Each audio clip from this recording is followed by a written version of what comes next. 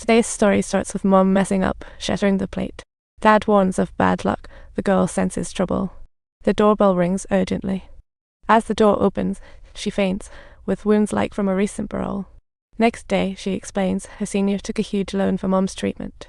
The high interest rates left them breathless. They debated fiercely over it last night. And foil currency sign. Here we are. She claims she can turn the tables. Sis spills that her senior's working at a ramen joint. If it gets popular, all their problems will just vanish. But they need extra hands. In the kitchen, girl's too young, Dad's got work, and only her underlings got some free time. Little girl not only plans well, but also offers disguise glasses. And like that, a success of the new era is born. She enters, looks around, sees it's empty at noon, and quickly orders a signature ramen. One bite in, and it's like eating cardboard.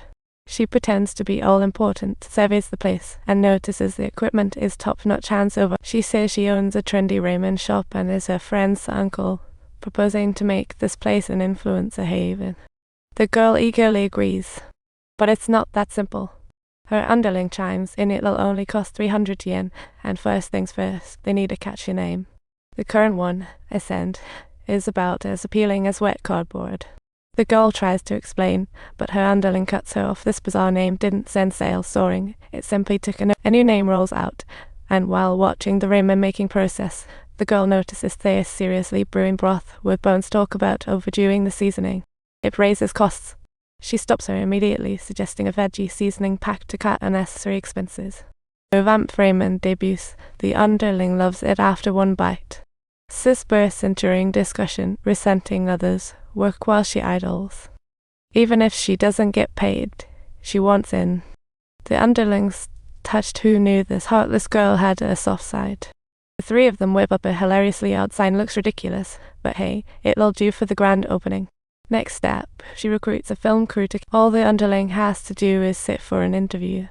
She smirks like the villain she is, and the interview kicks off with a bang. Her exaggerated promotion attracts crowds, with customers flocking in. Yet, one last issue remains. Just before closing, a visitor arrives, a debtor demanding payment after seeing the shop's newfound profits. The girl was to say the user is illegal when the man took out the loan agreement and pressed her for repayment. Out of nowhere, a kid snatches the loan document, cheekily sticks out his tongue.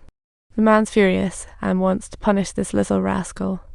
But he's thwarted. She points at the underling and claims it was all her idea. The man throws a punch, but she dodges like a pro. Just stomp on the numbers I drew. The girl instructs the underling. The underling follows the number sequence, and yep, the man misses his punch. The girl yells for her to stomp on number 7 while swinging, and boom. It's a hit. She quickly issues more commands. The underling follows the instructions perfectly, dodging every hit while swiftly retaliating. The man on the ground still tries to act tough, but this is afterward. They spill the beans to the girl, totally unaware she knew it was a practice. But hey, the shop sales are truly on the rise. Is this girl some kind in an unnamed, shabby village? A boy studies at his computer. Suddenly, a girl's photo appears in his hand. He's been signed up unwittingly. Good news, his favorite star hosts the event. Seeing her, he's mesmerized, and the girl helps him out. The underling, caught up in her homework, never saw that coming. She not only gets selected, but also trends online. Girl, looking solemn, offers to teach her the secrets herself. Later, the subordinate tries to search online, but the girl stops her. She insists it's just like normal play. Just then, Dad's fancy suit goes MIA. Mom claims it must be at the dry cleaners or something. Who knew? Their son wore it. On the tournament day, his best friend came to cheer, and his crush also showed support. Facing the intense competition in the waiting room, she is a little on edge, though she spots her goddess there too. Seeing her idol, she's fearless. The goddess explains the rules and leaves, eager to see her play. She silently pumps herself up and films an amazing promo. Weirdly enough, her friends are outside, peeking in. The competition kicks off quick, and she gets hit with a surprise right out of the gate. Subtitles, the girl claims to be letting them win, yet in round 2, she lets opponents score twice and helps them clinch victory. Her generous scoring made her the underdog in no time, and everyone, including her sister, is sweating bullets for her. Only her goddess senses what she's plotting. The girl on the scene panics and recalls the girl's advice. If she can just color code the numbers, her score, and guess this, she's in a perfect position to do just that. But hold up, this doesn't follow the basic Mahjong rules. Everyone assumes this rookie doesn't know what's up, while the outside director is frantically asking for advice. Suddenly, the host's voice comes through the headphones, declaring her seemingly illegal move actually follows the rules of this new style Mahjong. Her score counts. All the competitors are stunned, jaws dropping. Meanwhile, outside, the girl's laughing hysterically. Following the girl's advice, her score climbs, and even her friends outside are taken aback by her unstoppable momentum.